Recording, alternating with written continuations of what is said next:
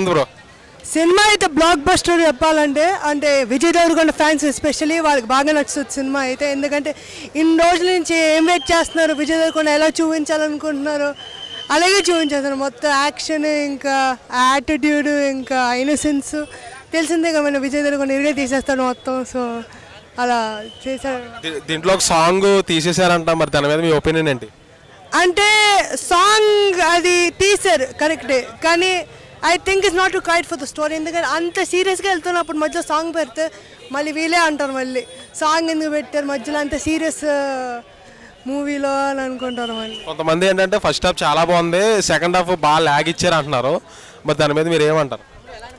నాకు యాక్చువల్గా first half కొంచెం లాగ్ అనిపించింది సెకండ్ హాఫ్ కంటే, కానీ పర్లే, వాట్ ఈజ్ వాట్ అంటే స్టోరీకి తగ్గట్టు ఉంది కాబట్టి రన్ టైమ్స్ మనం ఏం చెప్పలేం. మొత్తానికి విజయ్ దేవరకొండ హిట్ కొట్టేశాడా?